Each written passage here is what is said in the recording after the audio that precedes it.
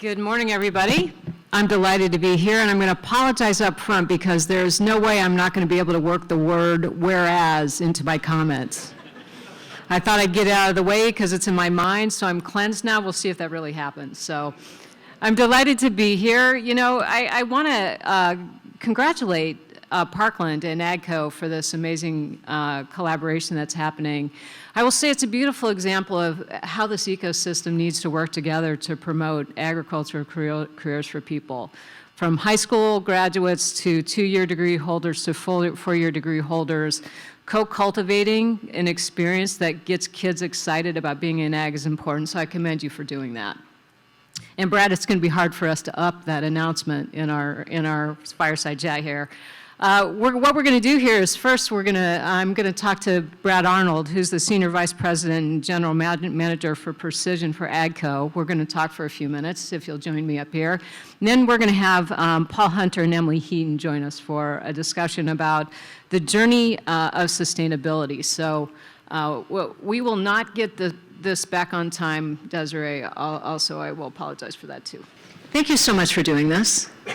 Thanks for having me. And by the way, Ash, great job on the partnership with Parkland, the Parkland team. We thank you so much for the partnership. The war on talent is worse than it's ever been, and our desire is to come alongside you. You come alongside us so that we can help each other make sure that we've trained up the right talent to come and address the challenges that we have in the future. So thanks so much for the partnership. Yeah, it's very, very exciting. So we're going to start our conversation about giving you a chance to define sustainability from AGCO's view, because many of us would agree that everybody has their own definition. What does AGCO think about sustainability? You know, we try and think of it in two dimensions. The first is really as a corporate citizen. You know, I think like every publicly traded company, and honestly every institution, including the University of Illinois, has to think and act differently than we have in the past. And so our desire is to make sure that our operations, our production facilities, our offices, our vehicles are trending towards a positive impact on the environment. That we're making sure that the impact that we have in our communities is positive, that the impact we have in the families of the people that serve our company is positive. And so we've formalized our sustainability program within AGCO. The last 2 years, we've published a sustainability report that kind of documents and provides for transparency in how we're moving through in our journey to accomplish that. We'll actually finish our third in March of this year at the end of this month. And we're making significant progress, but y'all didn't come here to hear about AGCO's ESG program. You came here to talk about farmer sustainability, which is the other dimension, the most important dimension in my mind, which is an opportunity for all of us. You know, we say at times at Precision Planting, which is where I kind of hail from, but I'm part of the AGCO leadership team, that variability is both the friend and the foe of the farmer. And variability is really what we're trying to address with sustainable agriculture. And so the more that we can provide information about variability of outcome, variability of the environment, the better decisions that farmers can make, therefore the more sustainable they can be. And so I want to say first and foremost, how many farmers are here? How many people actively farm? Good, I'm seeing about 30 hands or so, 25, 30 hands. They will agree with me in that there's nobody on the planet more worried about the impact that they have on their land and the environment and the communities in which they live in them. Most of their net worth is tied up in the ground. They've been in the family for generations, and so the desire of every farmer is to act sustainably, to farm sustainably. That means reaching for profit, to be sustainably financially, but also not at the expense of their land, and as well not at the expense of the impact on the environment. So at AGCO, as well as every other company in the industry here today, we're trying to find better ways to provide information so that farmers can hit the center of those three legs of the stool, if you will, and that's our mission. I appreciate that. You know, farmers, in my view, are the heroes of the world in lots of ways, so we commend you for all that you do. So over time, even in the last couple of years at the research park, AGCO's presence has shifted. You know, you shapeshift all the time. Has the perspective of regenerative ag and sustainability shapeshifted in the company over the last few years anyway? You know, I think in 2017, Precision Planting was acquired by AGCO, and I think it was a small business at the time, but it made a big impact on AGCO for a few reasons. And the main one was the possibility of being able to sense the environment while a farmer was accomplishing a task and respond to it dynamically, meaning sense and control, was possible. And so I think that opened up a new line of thinking, a new way of possibility for most of the product teams within AGCO. And so shortly after I transitioned as part of the Precision Planting team into AGCO, I took over product management for all of AGCO's global platforms.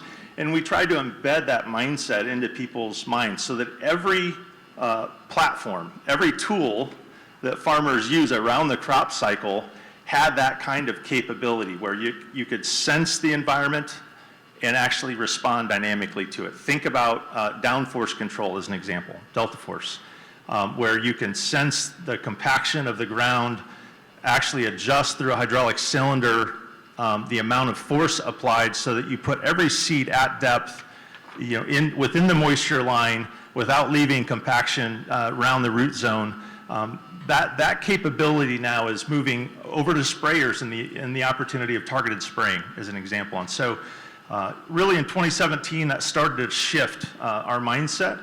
And now I'd say it's even gone further than that as we think about not just machines that run above the ground, but to bring insight about what's in the ground in the form of nutrients. And so last year we launched a platform called the Radical Agronomic Platform, which provides more consistent, more accurate, more reliable soil analysis for farmers with a fully robotic or automated system, which if anybody's been to a soil lab, you realize there's a lot of manual processes and a lot of latency in how soil is analyzed today. And so, again, we're not just focused above the ground, we're also focusing below the ground as well. And a theme around trying to manage variability more constructively. It's probably promoted some of the things that you've done over time and the advances that you've made as the technology's gotten better. I'm curious how science fuels your decision-making and where you get your scientific information from primarily. You know, I think one thing that differentiates AGCO a little bit is the amount of on-farm research that we do. We believe that practical farm research is the only real way to learn. Because we can do lots of things in the lab, both to prove out problems are real and then also prove that solutions work. But then you get to the field and you get punched in the face. And so we have research farms in Zambia, we have research farms in Switzerland. We're just kicking off a new research farm down in Argentina. But the most intensive research farm that we have is in Pontiac, Illinois, just a few miles north of here, where we farm over 400 acres. We do 160 different trials a year, most of them regenerative or sustainable in nature. We're doing things like recycling water and using that water then to fertigate the crops. We've been doing that for now 5 years. We are also doing strip cropping. We're doing cover cropping, a lot of no-till. We finally have figured out after 5 years of no-till on this farm that it pays. But farmers can't wait 5 years in a commercial setting to get there. And so, you know, again, all of the things that we feel like we learn to be able to transfer that knowledge into better products, into new solutions, really starts at the farm. Makes great sense. So if you had a crystal ball and you could predict the future, where do you think the future of ag is going, particularly for row crops? You know, I'm kind of a one-trick pony when it comes to that. You know, automation really is stuck in my head when we think about every task that a farmer performs across the crop cycle. I mentioned a few things on the planter, like delta force as an example, but there really is a path towards an autonomous future that's only achieved when we figured out a way to automate all of the things that each one of these farmers that raise their hand, they and their hired men and their sons and daughters do every day when they're in the equipment, to be able to adjust and ultimately optimize the task, we've got to figure out ways to be able to sense and adjust and make those decisions automatically for them, so that we can bring consistency to the outcome. So, I can see another 30 years of progress, really, in perfecting automation around the crop cycle. Now, one kind of follow-up on that. How does AGCO engage in training farmers to use new technology? We've got a lot through our dealers. This is why we made such a sizable investment in Parkland, is because it's really through our dealers that we can extend and make practical and make simple and make reliable the technology that we create. It's not getting easier. It's not getting easier. We think that software and user experiences will make it prettier, make it a little simpler to configure perhaps, but at the end of the day, there's a lot more copper on a planter, on a sprayer, on a combine, a lot more points of failure. And so having skilled technicians and folks on their staff of farms is what's going to make it successful. Very good. Thank you so much. Desiree, do we have time for a couple questions? Or okay, we do. If anybody in the audience has a question, there's a couple mics up here. Happy to volunteer Brad to answer those.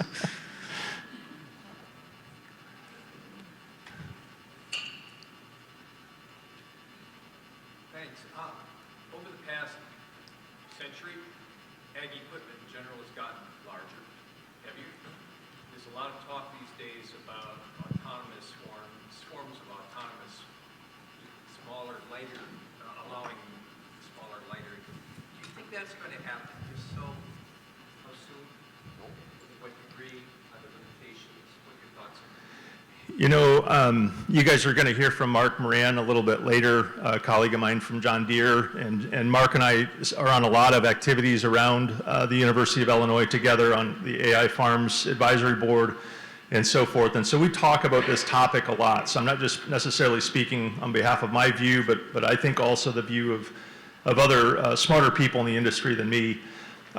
Swarm capability absolutely has a place because farms can be sections and multiple sections. And so the ability to have multiple machines in a field accomplishing a similar task is critical. Are they going to be small robots? Are they going to be cabless tractors? Are they going to be full cab tractors? What's the size of that? I don't have a clue. We've done a lot of research to say that the most cost-effective horsepower, because by the way, this is not about electronics in most of the passes. We're ground engaging. This is about physics. And physics require mass. And so, I think you're gonna see 150 to 300 horsepower is the right class of horsepower that you need to accomplish most of the tasks in the future. When you can get rid of a cab or would want to get rid of a cab, I'm not gonna make a prediction on that. But I would say it's not going to probably go down too much further than that in large row crop commercial production environments. Excellent question, excellent response. Now we're going to bring our other panelists up, if they will please join us on the podium. We've got Paul Hunter, the Global Sustainability Manager of Kin plus Carta, whereas Emily Heaton, I worked it in there, works for University of Illinois Urbana-Champaign. She is a professor in crop sciences and is the director of the Illinois Regenerative Ag Initiative. Welcome to you both. So you will have to turn that microphone on, we have learned. Okay, testing. There we go, very good. Good morning. Good morning. Good morning. Very good. So we're all geared up here.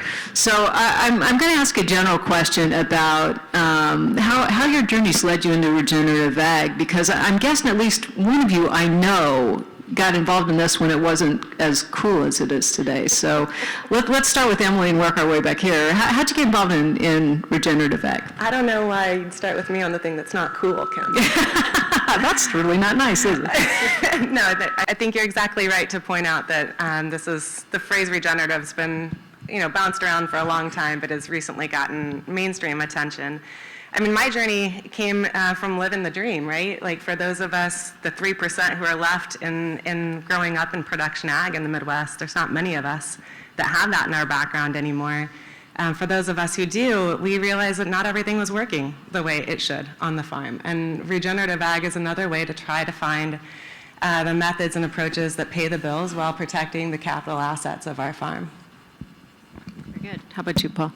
Yeah, for me, I grew up in Denver, Colorado, so nature's kind of always been in my blood. And that's ultimately what inspired my career in sustainability. But I've also been heavily involved in tech for the start of my career here. And those two have sort of converged in really interesting ways over time. I think if I had to pick a single moment, I attended a conference a while back called Forward, which was hosted by my now employer, Carta, and I attended a session hosted by John Deere where they were sharing about their See and Spray technology, and they were talking about how they were using machine vision and edge computing to help more selectively apply herbicides and pesticides. And this session was something that really encouraged my sort of investment in time and energy into learning more about regenerative ag, and the rest is history, and here we are. So I'm going to parlay off that example. You know, we go to these meetings and we don't think anything happens. Well, something happened to Paul at that meeting, right? So you never know who's listening, especially young people. So John Deere, congratulations on shaping this young man's future. That was really well done and probably not exactly intended, but a good outcome. So who knows who you might inspire today? How about you, my friend? How'd you get on the journey to RA? Boy, I was a boring accountant for 20 years. And I had a friend that worked for Precision Planting and said, hey, you've got to come over and meet the founder. And so I, one fall day, ran over and spent 4 hours in the combine with the founder of Precision Planting. And anybody who might know this man recognizes he's quite a salesperson. He's fairly charismatic. But I fell in love with agriculture that day. I fell in love with the fact that there's an unlimited problem set in agriculture, that anybody with passion, with energy, with creativity and talent would never reach the limit of their potential in agriculture, because so many things are outside of the control of a farmer. And so I fell in love with farming that day. You can call it regenerative, sustainable, whatever, but it was a fire in the belly that hadn't stopped. Those 4-hour combine rides are life-changing, that's for sure. So, Paul, I'm gonna direct a question to you about data. So, people tell me that the world doesn't need more data. We've got a lot of it, and there's a lot to do with it. But I'm curious about how important it is to elevate data transparency across organizations to address some of the challenges that we're facing around climate resiliency. Yeah, I mean, when we think about creating more climate resilient agriculture systems, I really think about kind of this broader theme of transitioning from supply chain to value chain. And my thinking there is, like, historically supply chains have been very extractive in nature, in that they've been focused on cost effectiveness, they've been focused on adding value to the end product in every step of the process, moving from supplier to consumer, right? And we're now in this time where we're focusing more on value chain, which is centered around this idea of adding value to every stakeholder in every step of the chain. And that group of stakeholders includes the planet. And in value chain thinking, we also incorporate sort of a longer term view. So that's where we start to get into regenerative thinking. When we think about the scale and the pace of innovation that has to happen to create more regenerative value chains or more climate resilient value chains, data transparency really quickly becomes front and center. And in my mind, that's for a few reasons. The first is that it helps more efficiently allocate capital when you're thinking about areas that you want to invest. Having data available and transparent can help you identify areas where you should invest. In my mind, this is like precision investment or precision innovation, if you will. The other area is collaboration. As you make data more transparent among members of the value chain, there's more room to collaborate around creating more sustainable value chains, more regenerative, more resilient value chains. And then lastly, transparent data is really about creating accountability in the value chain. And this is the most important in my mind, because you've got, of course, like self-accountability as organizations make data transparent internally, they can hold themselves accountable for certain commitments they've made. Then when you make that transparent to your peers, there's peer accountability, and this is extremely important. As peers compare themselves to each other and they have data points to do so, they become more competitive, they compare themselves, and so the pace of innovation increases as data is more transparent. And then lastly, you've got transparency with the end consumer as well, which in the short-term economic perspective, that's where all the value of these changes is. As you make changes towards more resilient or more regenerative, more sustainable value chains, the short-term economic value of that is at the purchase point. You know, data transparency is complicated. There's proprietary issues involved in this, and, you know, it's one of those issues we'd love to tell you, but we can't. I'm curious if anybody, if either Brad or Emily have any thoughts about that topic as well. Well, I just want to support what was just said. Of course, coming from the academic side or from the side that's trying to understand where there's opportunity for innovation to occur and how we can help, it's hard to know, right, if we don't see the data and know how to help. So I support what you just said, while also recognizing that we do have to protect people's value proposition in the marketplace. So the way that we've found this to work so far, I would say, in successful examples is being honest, right? So I think a clear complement to data transparency and moving agriculture or regenerative agriculture forward is good communication and open, honest, trusting relationships. And for me, that's come in part from days like this. Brad, do you have any thoughts on that? Yeah, I mean, just from our perspective, you know, data transparency to within AGCO or within precision planting or other platforms that we have helps us improve our products. It helps us think about new problems that we could solve, but not to the extent that we jeopardize the trust relationship that we have with a farmer. And certainly not to the extent that we'd ever share data outside of the use of improving or creating new solutions for them. So, you know, that's kind of been our philosophy on it, and I think it's been very helpful for us, both on the innovation side as well as building trust. Very good. I mean, it's hard to build trust and easy to lose. You have to be careful there, that's for sure. Emily, I'm going to give this one to you. How do you think land-grant universities can most effectively play in the adoption, development of regenerative ag practices? In short, by showing the path. So there's a wealth of information from this university and other land-grant institutions documenting the benefits and challenges of our current agricultural system. But there's not as much information about how to take the next best step. And I think that's what we've heard from Brad here today too, is, you know, helping solve the problems that you know you have but you're not sure how to fix, and how to take the next best step. So our land-grant universities across the Midwest in particular, but across the country, are also large landholders. I mean, the land was granted to support the university, and we still have some of that land. Just here surrounding us today, there's 3,000 acres of just research farms that we use actively in our day-to-day work here. But there's also 17,000 acres of land that this university holds elsewhere in the state, and other universities have similar magnitudes of land. So one thing we can do, in addition to working closely with our partners locally to test out new ideas, is also do what we can to push out those new ideas and practice what we preach, as it were, and show people how that not just the benefits, but the challenges, right? If these changes were easy, people would have already done them. So I think it's incumbent on the land-grant universities to be open about failures, about challenges, and to let people see the things that didn't work as well as the things that did, so it's obvious where there's space for innovation. And I think land grants really want to be influencers, and, you know, I'm curious from your perspectives, Paul and Brad, how can we do a better job of being influencers from the outside looking in? Well, I think it takes you know, partnership and strong work together. You know, speaking as an advisor on the AI Farms Advisory Board, you know, one thing that I've observed over the last 2 years is there's lots of things that we can do. Are those things that we should do?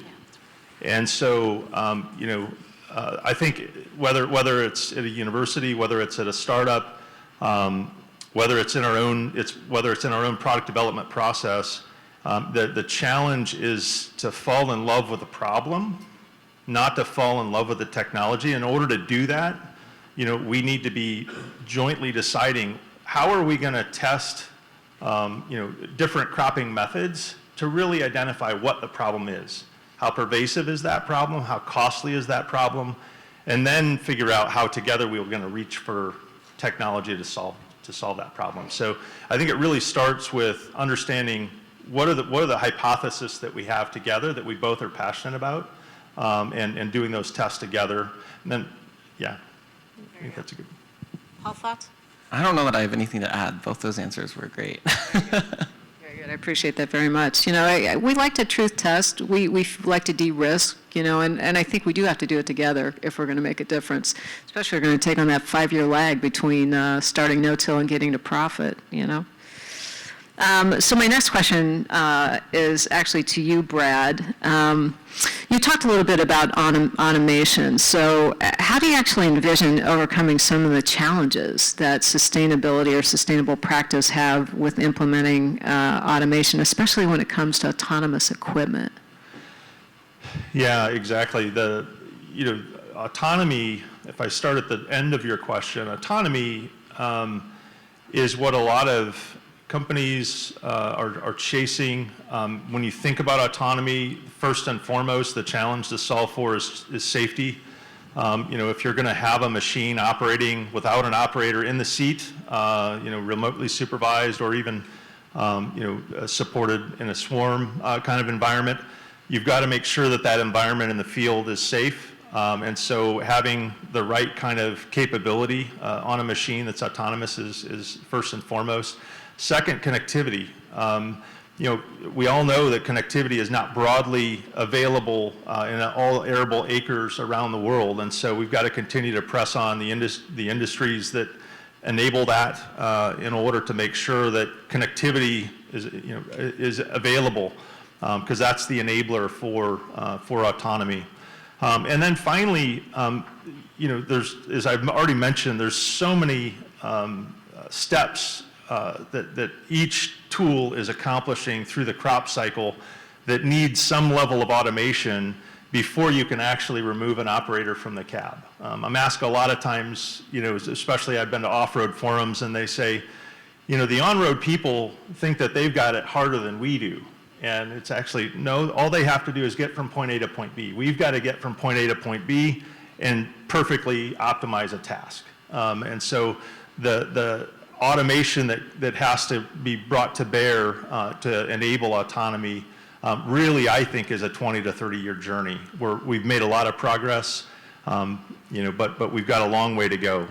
We're probably 7 years from having autonomous machines be rampant in the field. John Deere has an 8R tractor that will do autonomous tillage this year. That's one task. That's one part of the crop cycle for those that perform it. But I think it's going to be another 7 years before we see that, really in full capability. But again, it won't be fully automated. So we've got a long way to go and a lot of challenges to overcome. What strikes me, the 4-hour combine ride won't happen in an autonomous vehicle. It creates a new challenge for exposure and excitement. You'll be in the truck of the cab on the side of the field watching. So. Yeah, there you go, like playing a big video game. Yeah. Do either of you have thoughts or comments about automation? Yeah, I think in my mind, the first place that my mind goes is thinking about how, as we make this transition towards more autonomous farming, how we make it accessible to small shareholder farmers and make sure that technology is accessible in a way that it hasn't been historically, so that small shareholder farmers don't fall behind. So this is a nice logical progression down the road, so I'll just build on what Paul said. So there's two things that come to mind. For me, I'm always curious about liability. If it's an autonomous tractor or autonomous, let's just say sprayer, right? We already have challenges with liability around some of these spray questions. So how do you make sure you understand people's roles and responsibilities when autonomy is on the field? And then, also getting credit and value back because, I've been looking at open source tractors. I don't know if you do, but you can buy kits, right? You can do open source tractor builds with modular components that work well for, smaller fields. So if you're thinking food production systems, vegetable production systems, there's real barriers to entry for some of the larger equipment in that space. but how do we make sure that startups or people who are making their information open source get credit and are successful as well? Very good points all around there. So this is a question for everybody, and whoever is compelled to speak first can answer this one first. So there's been a lot of momentum built in industry and academia around sustainability, and the question is the momentum sustainable? And what factors might influence the sustainability of the trend? I think it is in the sense that economics drive everything, and so getting economics right in the area of sustainability is critical. Right now I think there'll be discussions later today on carbon. We had a lot of discussions last night at the sponsors' dinner about carbon and is it real? And farmers today feel like you've almost got to add another zero to the credit value in order to make the practice sustainable. We just talked about no-till, getting a 5-year drag on yield and in order to get that profitable. And so to me, us as industry participants need to continue to be driven by economics, and we need to be willing to share that broadly with our customers so that they're also receiving the benefit of it. And to the extent that we can keep regulation at bay while we pursue it ourselves, I think we're best off.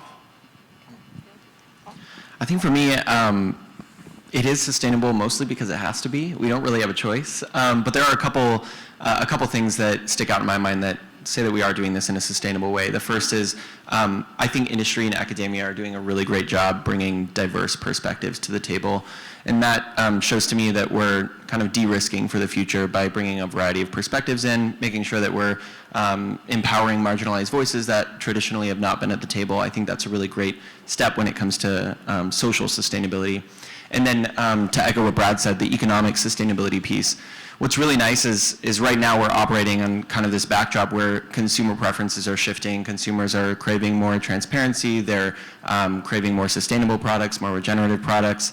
And that's creating really nice economic conditions where the incentives are nicely aligned. And hopefully, as that continues into the future, that business case becomes more and more solid, if you will.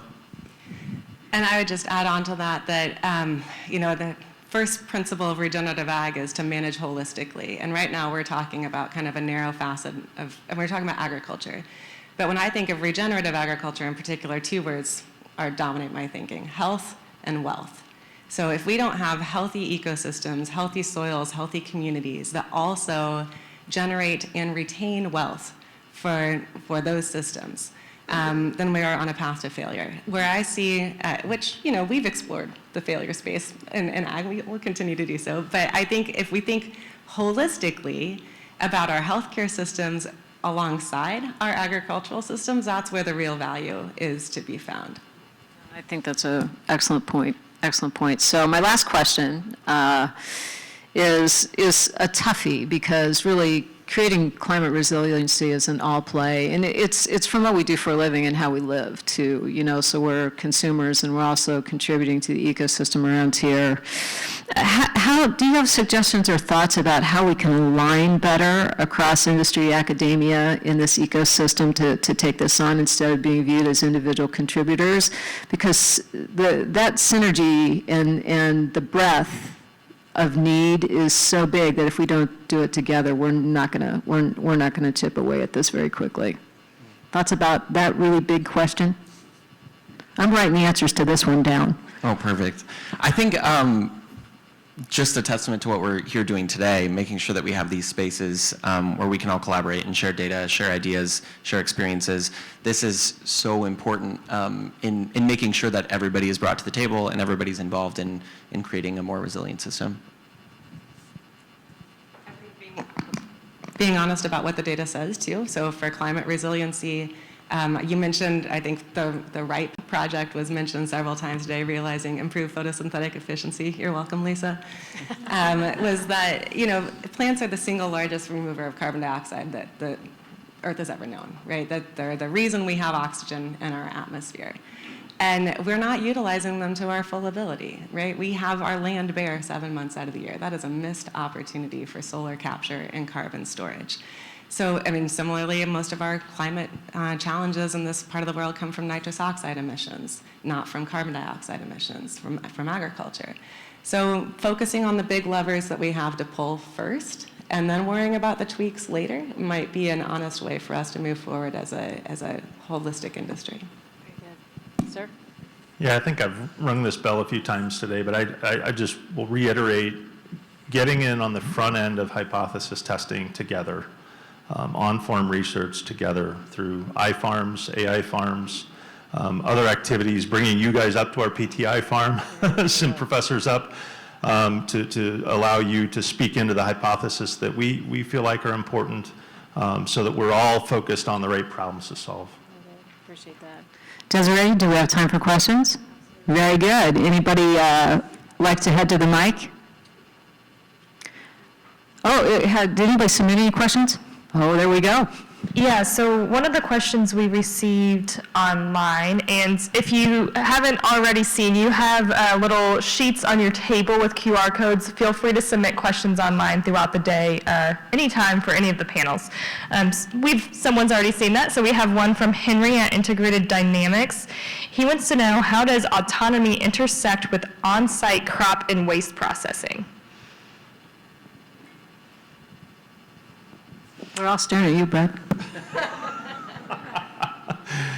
On-site waste processing. So I'm assuming we're talking in livestock production here. I think there's already a fair amount of automation involved in livestock production, but yeah, that one stumped me a little bit. So. I think it's a great question. That's another hypothesis we should test. I think most farmers today would probably tell you, I want that residual going back into my crop for next year. So most farmers are not excited about removing or baling residue that's left by the combine. So let's run a test. Let's figure that out. Great answer. Other questions? One more from online. Again, feel free to come up to the microphones if you wish. This is from Alex, and he asks, in what ways is Ag AV development leaning on the on-road innovators to develop tech, and where is innovation being driven by ag companies? Yeah, I can speak again about what we're doing. In terms of growth in product development, where do we get the talent? Where do we get the problems that we address? We do a lot of, as I've already said, we do a lot of on-farm research that points us in the right direction. We fall in love with the problem, as I said, and then we figure out what technologies we need to bring to bear and are cost effective to bring to bear to solve it. That's the internal process. We're now more deeply connected with universities across the US and globally than we ever have been, because we realize the need for dramatically increasing our capability through engineering talent. Just in my division alone, I've got 1,500 employees. I'm hiring 250 employees this year, half of them engineers. Any candidates in the back, please see me outside the office, outside the conference room when we're done. So organically trying to build our engineering capacity, and then we're also looking at startups. I lead M&A for parts of AGCO, and we've acquired 3 companies in the last year. We've evaluated hundreds of companies in the last year to make sure that we're keeping our eyes wide open about other people's passions around problems and innovation to solve them in agriculture. Some questions specifically around AGCO and your sponsorship of Ag Gateway. Let me just read this directly. Ag Gateway is working to develop standards and APIs around precision agriculture data. GeoBird is a product that could possibly utilize these standards and open source info. Will future AGCO products utilize and integrate these open standards and APIs? Forgive me, that sounds more like a statement than a question. I agree. Yeah. I agree. There's several statements there. Yeah, no, Ag Gateway is absolutely a partner of, and we have a number of data platforms within AGCO. We have a Precision Planting 2020 data platform. We have our Ag Command platform that leverages Ag Gateway to be able to transfer data into FMIS solutions. And then GeoBird, as you mentioned, is a wayline planning tool that certainly could leverage some of the data that's also within ecosystems that Ag Gateway interfaces with.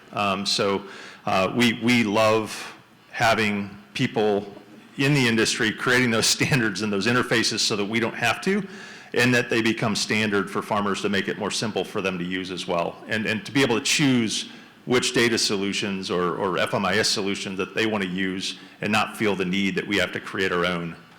So it's an important part of the ecosystem. Well, I want to thank all three of you for, excuse me, for sharing your time and your talent with us. I appreciate your comments, and many thanks to the audience for asking good questions as well. But we appreciate what you do, and I do indeed hope it is sustainable. Thank you so much. Thanks, Thanks, you guys. everybody.